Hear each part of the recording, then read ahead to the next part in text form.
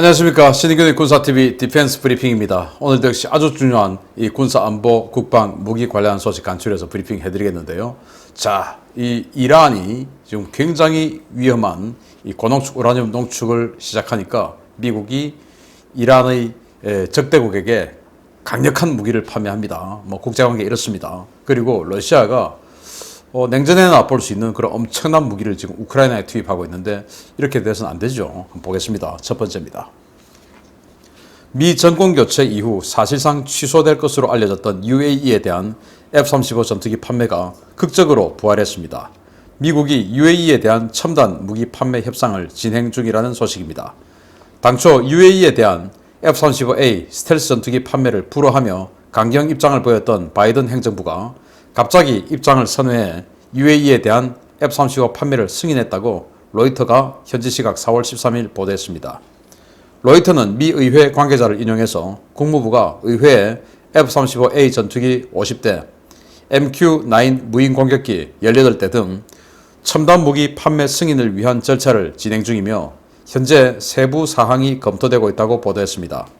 이러한 UAE 첨단 무기 판매는 트럼프 행정부 흔적 지우기의 일환으로 바이든이 취임 직후 불허를 선언했던 사안인데요. 바이든이 갑자기 입장을 번복한 것을 두고 그 배경에 대한 다양한 분석이 나오고 있습니다. 일각에서는 이번 조치가 60% 농축도로 우라늄 농축 작업 착수를 선언하며 핵무기 보유 행보를 본격화한 이란에 대한 경고라는 해석도 나오고 있는데요. 민주당 내부에서는 UAE에 F-35 판매를 승인할 경우 UAE가 이를 이용해 이란을 독자적으로 공격할 수도 있다는 우려를 제기하며 의회 승인 과정에서 반대표를 던지겠다는 의견도 나오고 있습니다. 또 다른 전문가는 아무리 바이든 행정부라도 230억 달러, 한화 28조 원에 달하는 천문학적인 규모의 이번 거래를 뒤집어 이른바 군산 복합체의 이익에 치명적인 데미지를 입히기는 힘들었을 것이라는 견해도 내놓고 있었는데요. 이번 결정 때문에 UAE에 라파를 팔려던 프랑스는 낙담하고 UAE로부터 F-16 블락 60을 거저 받게 된 그리스는 환호하게 됐습니다. F-35 참 이 UAE가 우여곡절이 많네요.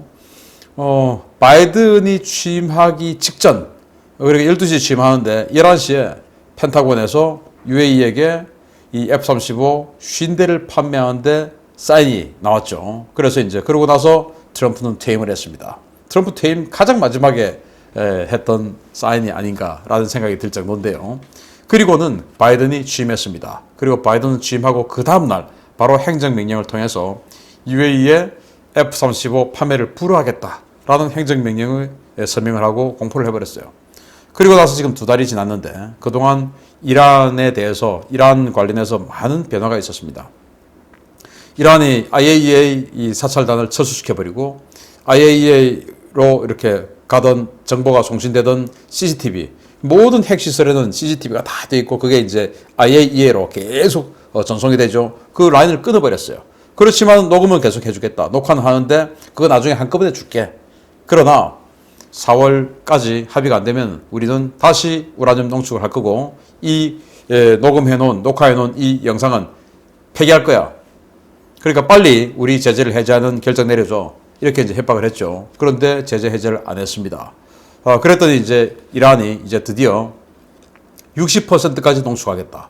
원래 2015년 7월 달에 오바마와 이란이 체결했던 이 핵 협상은 20%까지 농축하는 것이 협상이었거든요. 그런데 이제 트럼프가 아니 이란 같은 나라에 그 농축이 20이든 30이든 10이든 간에 농축을 허락해 준다는 게 말이 되냐. 이거는 있을 수 없는 협상이다. 이거 협상 잘못한 거야. 나는 이거 인정할 수 없어. 이제 이렇게 된 것이었거든요. 그래서 이제 미국이 협상을 파괴해버렸고 이란은 그러면 우린 계속 할 거야. 라고 이제 해왔었는데 그러다가 이제 바이든 행정부가 들어와서 이란은 그러면 다시 또 복귀하는 건가? 라고 했는데 바이든 행정부도 트럼프에 대해서 대단히 비난을 했지만 그렇지만 결국 이 이란이 위험한 국가라는 인식은 변함이 없죠. 그래서 이란에 대한 제재를 해제해주지 않았어요.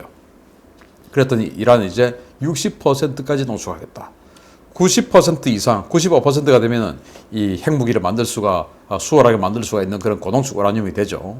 그러니까 이제 핵무기 직전까지 가겠다. 아주 대량으로. 이제 이렇게 나오는 겁니다.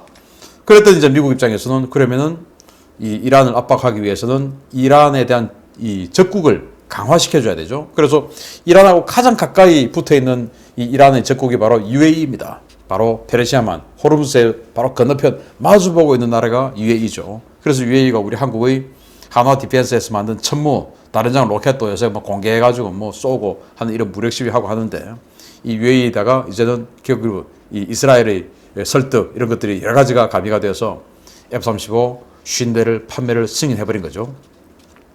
여기다가 뭐 공대지 폭격 능력을 제거하고 줄지, 그냥 모든 것을 미국하고 똑같은 사양, 우리나라가 쓰고 있는 그 사양하고 똑같은 사양을 줄지는 알 수 없습니다만은, 어쨌든 UAE에 이런 엄청난 전략 무기가 배치가 되면 UAE의 전력이 뭐 이 지역 중동에서 그냥 게임 체인저가 되는 것은 아니냐라는 생각이 들고, 자, 이런 거로 인해서 지금 UAE가 이 F-35를 살려고 하다가 못 사게 되니까 그 사이에 이제 프랑스의 다소가 파고 들어가지고 우리 라팔 사라! 이제 이렇게 확 해서 라팔 홍보를 막 했는데, 라팔 이제 물 건너가게 됐네요. 그리고 UAE는 원래 F-35를 도입하면 자기네들이 가지고 있던 F-16 블락 60 이거 중에서 일부를 뭐 수십 대를 그리스에 공짜로 주겠다.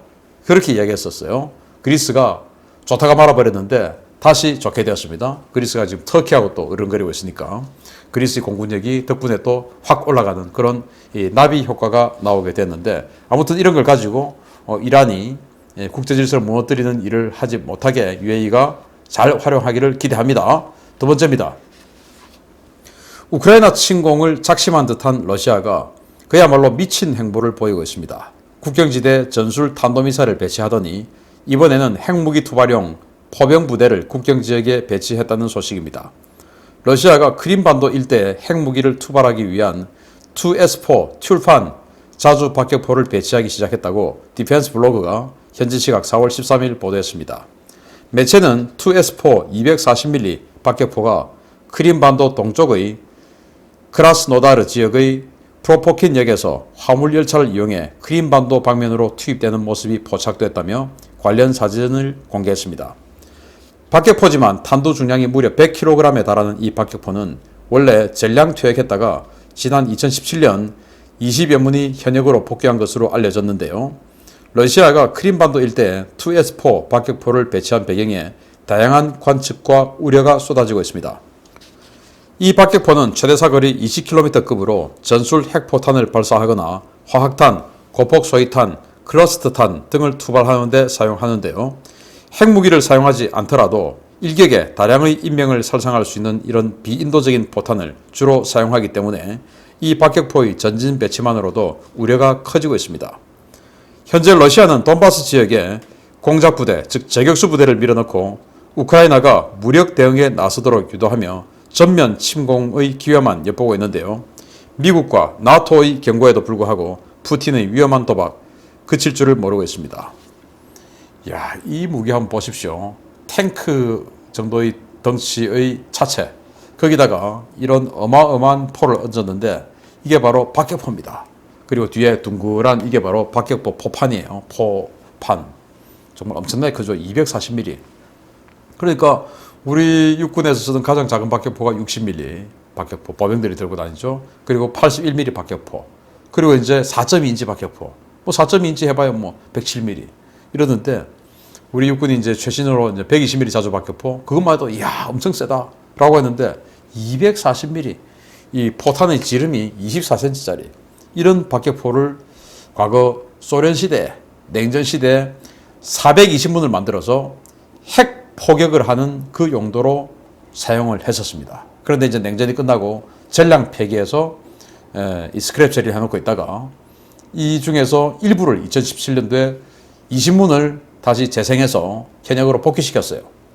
그 중에서 뭐 상당수를 지금 아까 기차에 실어서 오는 모습을 보니까 여러 대가 지금 크림반도로 배치되고 있던데 상당수를 지금 크림반도 지역으로 가져가고 있는데, 디펜스 블로그는 미군으로부터 정보 소스를 받아서 미군이 하고자 하는 그런 이야기를 대신 해주는 뭐 그런 그 매체로도 좀 활용을 합니다.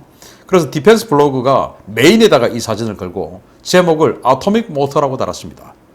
핵 박격포죠. 그래서 물론 이 전략무기 감축 협정 등에 따라서 미국이나 소련, 지금은 러시아가 이 핵 포탄, 폭탄은 가지고 있지만 포탄은 이제 다 없애는 이제 이런 협정을 맺어서 포탄은 다 없앤 것으로 알려지고 있는데, 그러나 만들면 또 퍼뜩 만들 수가 있겠죠. 러시아의 기술력으로. 그러나 그 핵 포탄이 아니라 하더라도 화학탄이나 불을 지르는 완전히 대규모로 확 마그네슘 같은 거 섞어가지고 불을 어마어마하게 질러버리는 고폭 소위탄, 그리고 자탄으로 콱 살포하는 이런 자탄형 클러스터탄, 이런 것들을 대량으로 운영하기 때문에 굉장히 살상력이 높은데, 이런 걸 지금 이 우크라이나를 공격하기 위해서 가지고 가고 있다. 그리고 우크라이나가 전쟁을 일으켜주기를 바라는 마음에서 그 반군에다가 자신들의 이 러시아군 제격병들을 넣어가지고 우크라이나군을 제격하는 것이죠. 그러면 이제 반군이 우크라이나 정규군을 제격하니까 우크라이나 정규군이 반군을 공격하고, 그러면 이제 러시아는 반군 공격하면 가만두지 않겠다라고 선포를 해놨고, 이제 이런 상태입니다.